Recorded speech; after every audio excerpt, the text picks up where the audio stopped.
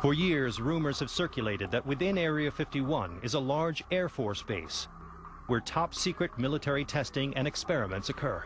Area 51 probably has Aurora aircraft, the successor to the SR-71. I know it's got a lot of, they're called unmanned aerial vehicles. These are these remote-controlled devices, which can even fire rockets.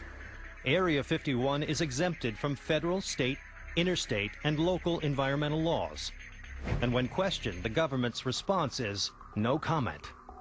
There's quite a bit that happens just over the mountains here. You see military exercises, you see flares, you see airplanes, helicopters, unmanned vehicles. Other than that, you see things you can't explain.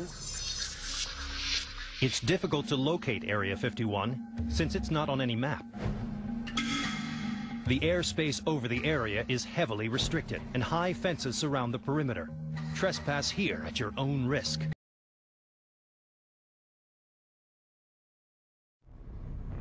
July 1947, Roswell, New Mexico. Wreckage found in the desert outside this small town is believed by many to be a UFO. The question is, are UFOs real? The answer is yes. For years, controversy has grown about what really happened here that summer night. Now, a decorated ex-U.S. Army intelligence officer has made a remarkable claim. He says that not only are UFOs real, but that the U.S. military harvested advanced technology from them. He knows this, he says, because he held the technology in his hands and saw alien bodies from the Roswell crash.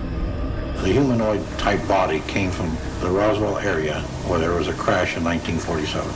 Why should we believe him? Because of the man that he was, the years of service that he dedicated to the United States of America, and the fact that he was considered one of the top military men in his field.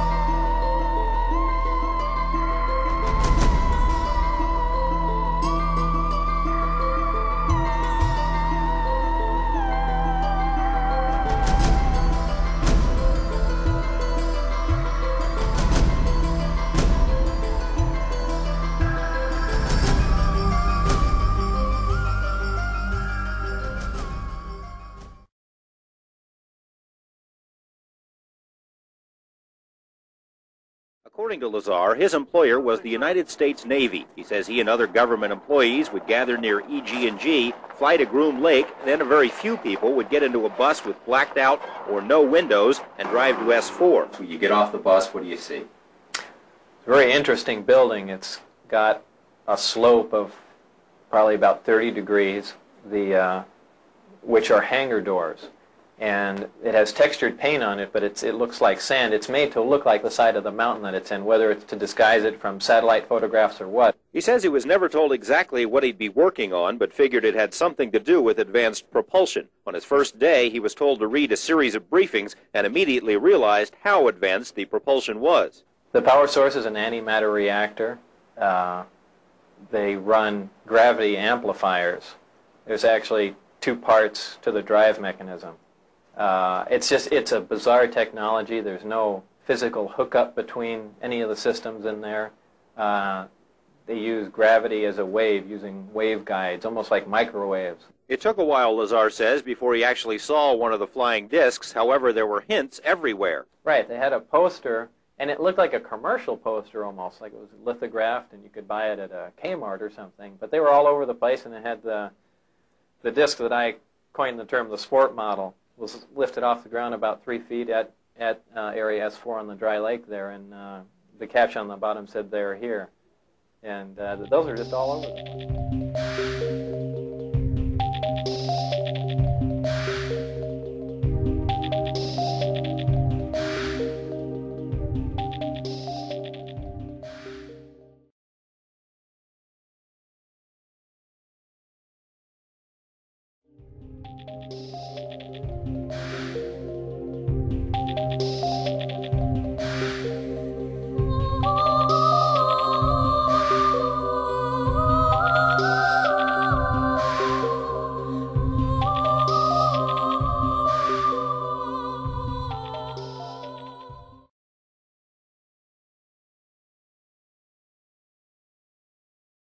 Joe Wilson reports to us now from Chicago. The Army may be getting to the bottom of all this talk about the so-called flying saucers. As a matter of fact, the 509th Atomic Bomb Group headquarters at Roswell, New Mexico, reports that it has received one of the discs which landed on a ranch outside Roswell. The disc landed at a ranch at Corona, New Mexico, and the rancher turned it over to the Air Force. Rancher W.W. Brizzell was the man who discovered the saucer. Colonel William Blanchard of the Roswell Air Base refuses to give details of what the flying disc looks like. In Fort Worth, Texas, where the object was first sent, Brigadier General Roger Ramey says that it is being shipped by air to the AAF Research Center at Wright Field, Ohio. A few moments ago, I talked to officials at Wright Field, and they declared that they expect the so-called flying saucer to be delivered there, but that it hasn't arrived as yet. In the meantime, General Ramey describes the object as being of flimsy construction, almost like a box kite. He says that it was so battered that he was unable to determine whether it had a disc form, and he does not indicate its size. Ramey says that so far as can be determined, no one saw the object in the air, and he describes it as being made of some sort of tinfoil. Other Army officials say that further information indicates that the object had a diameter of about 20 to 25 feet, and that nothing in the apparent construction indicated any capacity for speed, and that there was no evidence of a power plant. The disc also appeared too flimsy to carry a man. Now, back to Taylor Grant in New York. There was important activity within the UN Security Council today.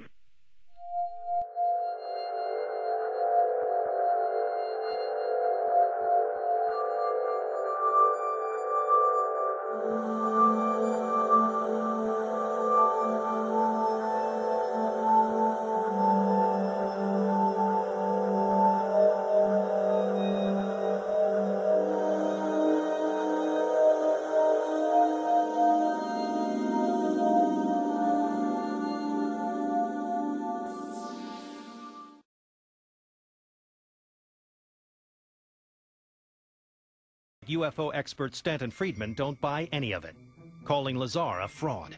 He isn't a nuclear physicist. He doesn't have a degree from anywhere. Didn't go to MIT or Caltech, as he claimed. That he didn't work for Los Alamos. He worked at Los Alamos for a subcontractor.